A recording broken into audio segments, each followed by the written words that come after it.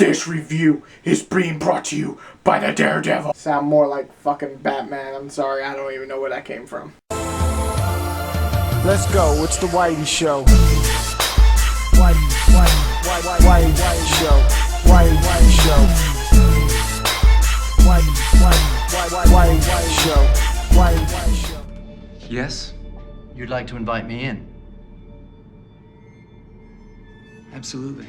The biggest thing I see with these reviews coming out is everybody's comparing Daredevil and Jessica Jones. No clue why. Do you compare Guardians of the Galaxy with Captain America Winter Soldier? No, you just don't do it. They're both phenomenal films in their own right, but one's a space opera adventure and one is a spy crime thriller. Two different movies. Just because they share the same universe does not make them, like, you shouldn't compare those. It's just dumb. So I'm not going to compare Jessica Jones to the beautiful Daredevil as much as I love that show, comic, and character. I'm just not going to do it. Even though they do eventually become the Defenders, not doing it. It's silly. It's stupid. If you do that, well, good for you. So Jessica Jones starts off with a character you probably know nothing about. Most people are like, who's Jessica Jones? My own wife is like, who the heck is Jessica Jones? Is Alias supposed to be an important name? So on and so on. The show starts off with Jessica taking on one of these missions to private investigate a case. Seems simple enough. Maybe we're going to get like kind of a weekly episode type of thing, and it soon escalates when Kilgrave enters the picture. Who is Kilgrave? Well, he's a sadistic, creepy dude. I don't know where I was going with the dude, but he's just weird. He's a weird guy who can control people with his words. So what does that mean? Hey, go do this. Go jump off a bridge. Somebody will go do it. That's the type of powers he has. That's what makes him compelling, because he's the scariest type of villain. He doesn't need brute strength or super smarts. No, he'll just tell you what the fuck to do. It don't matter if you're smart, strong, whatever.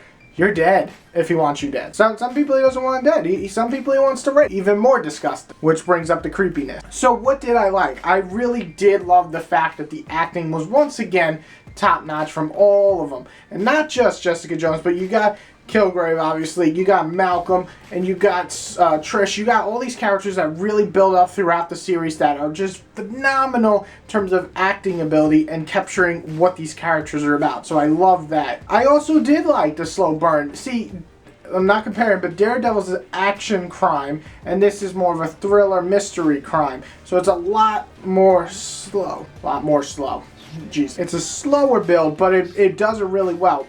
What I really did enjoy was the dialogue for the most part. Yes, there's some forced humor in here, but very rarely. And it's usually not cringeworthy. It's just kind of like, that wasn't all that funny. But it's there. It's kind of like how normal people throw in jokes that aren't funny, but people laugh anyway.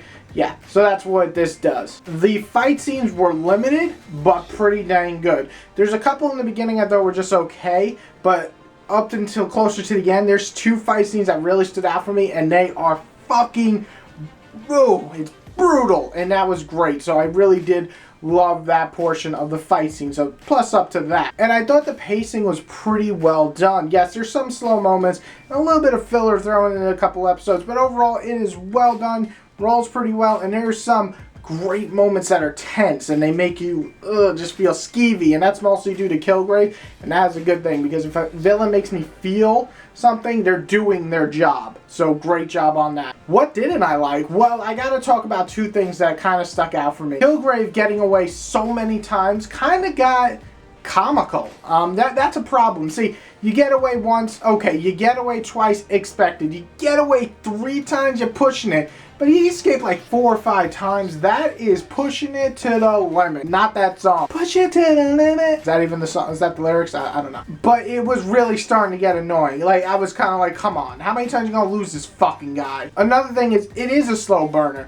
There's not that much fighting. There's hardly any, really. And some of the best moments aren't fighting. So, with people coming into expectations of what I think they are from other Marvel Netflix series that I'm not going to name because I said I wasn't going to compare it, people are going to think, oh man, this is so slow and boring.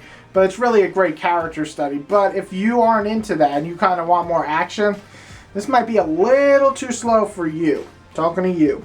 Talking to you. You want the violence. Don't show me sex. But broken legs and bones coming through people's bodies. Give me more of that. America! Listen, I can go on and break it down on each episode, what I loved and what I didn't love. But overall, did I like Jessica Jones? Yes.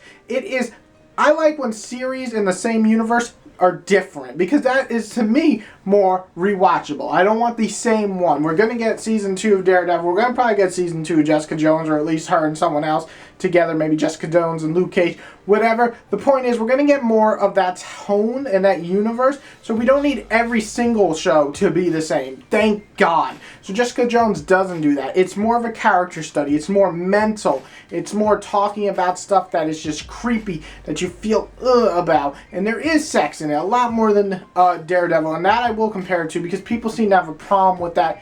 Please don't. Sex is part of life. If you can't get over a penis going into a vagina, please don't watch any mature TV, because you are obviously thinking about that, and you're like, ah! But you're okay with people getting shot. What the fuck? Anyway, overall, Jessica Jones is going to get a great rating from me. I'm going to give it a 4 out of 5. It's what I would rate it. If there are some issues that I took with it, and while I did like Daredevil a little bit more, if we're going to compare, 4.5 out of 5, I really did enjoy Jessica Jones. It's a slower burner, but man, some of those things hit hard. They're going to make you think, and it is great to have that type of show around every once in a while. So, go check out Jessica Jones if you like thriller, mystery, some pretty cool action scenes. If not, well then this show's not for you.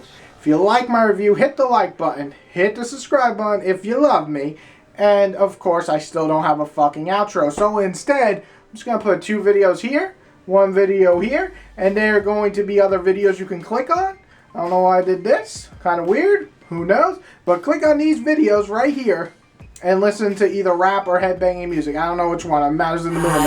Doing all these drugs, gotta keep it from my mind, and it's got me moving slow, and I think I can see the light, but I don't wanna go, I'm fighting for my life. This is my madhouse. Blunts are blowing, make us